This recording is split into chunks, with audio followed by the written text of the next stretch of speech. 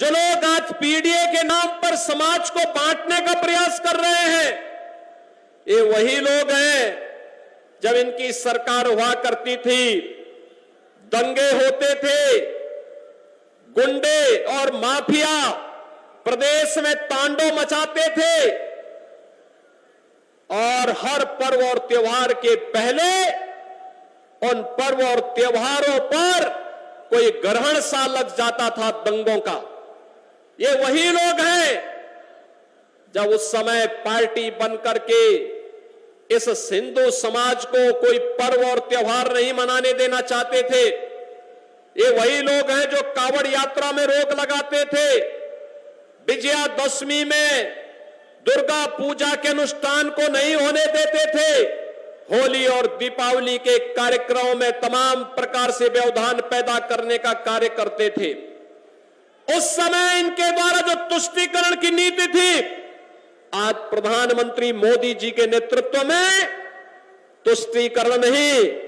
सबका साथ और सबके विकास के साथ संतुष्टीकरण की नीति है। विकास सबका, सुरक्षा सबको, लेकिन तुष्टीकरण किसी का नहीं। आपने देखा होगा अभी हम लोगों ने 60,244 पुलिस की भर्ती संपन्न की।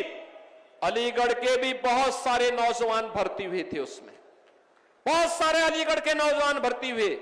एटा के नौजवान भर्ती हुए, कासगंज और हाथरस के नौजवान भर्ती हुए, प्रदेश के सभी 75 जनपदों के नौजवान उसमें भर्ती हुए। लेकिन क्या ये 2017 के पहले भी संभव था? क्या 2017 के पहले ये नहीं हो सकता था? ये वही लोग हैं जिन लोगों ने सत्ता में आने पर प्रदेश के अंदर जिस प्रकार के भ्रष्टाचार को बढ़ाया है, अराजकता को बढ़ाया है, गुंडागिर्दी को बढ़ाया है,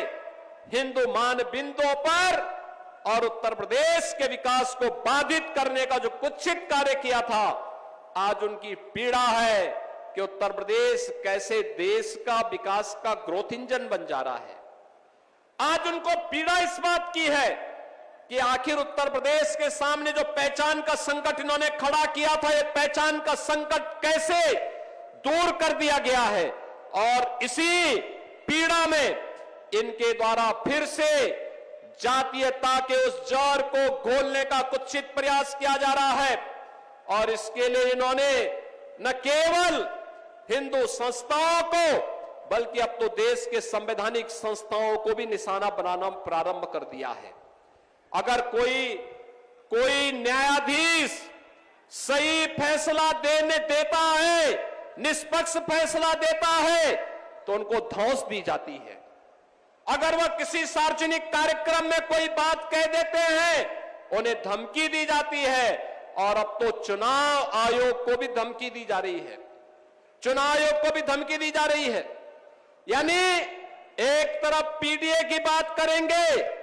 और दूसरी तरफ उनके स्थान पर बांग्लादेशी घुसपैठियों को, पाकिस्तानी घुसपैठियों को, रोहिंग्या को मतदाता बना करके यहां के वंचितों को, यहां के पिछड़ों को और भारत के नागरिकों को मतदान करने से वंचित करने की कांग्रेस और समाजवादी पार्टी के इस दुष्चक्र के खिलाफ आज जब कार्य हो रहा है, तो उस कार्यक्रम को व्यवधान पैदा करके इनके द्वारा न केवल संसद की कार्रवाई को बल्कि चुनाव आयोग पर भी आक्षेप लगा करके, जुडिशरी पर भी आरोप लगा करके, आक्षेप लगा करके संवैधानिक संस्थाओं की भी अवमानना करने का कुत्सित प्रयास हो रहा है। अगर गुलामी के अंशों को समाप्त करना है, विरासत पर गौरव की अनुभूति करना है, तो अयोध्या में राम मंदिर का भव्य निर्माण उसकी एक अनुपम छाप के रूप में, एक अनुपम मिसाल के रूप में हम सबके सामने है। हम सब अयोध्या की इस विरासत पर गौरव की अनुभूति करते हैं। एक तरफ भारतीय जनता पार्टी की डबल इंजन की सरकार के द्वारा अपनी विरासत का, आध्यात्मिक विरासत के संरक्षण के लिए कार्य किया जा रहा है, तो जो कहा सो करके दिखाया, जम्मू कश्मीर में धारा 370 समाप्त करके हमेशा के लिए आतंकवाद पर नकेल कसने के लिए जो कार्य किया गया, यह भी स्वतंत्र भारत और 140 करोड़ का भारत आज उसका प्रत्यक्षदर्शी है। वो इस बात का अनुभव कर रहा है कि घोषणाएं बहुत होती थी, लेकिन उसका मूर्त रूप आज देखने को मिल रहा है।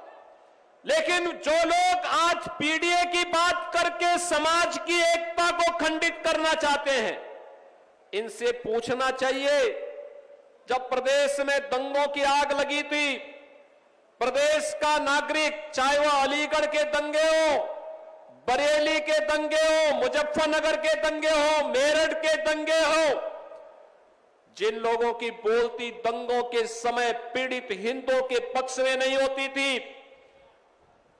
पीड़ित में से दलित भी था, पिछड़ा भी था,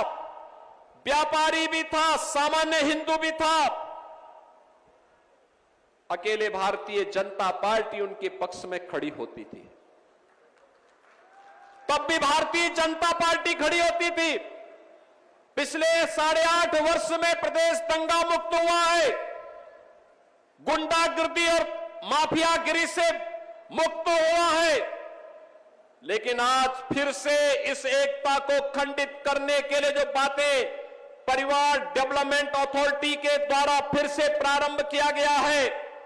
ये परिवार डेवलपमेंट अथॉरिटी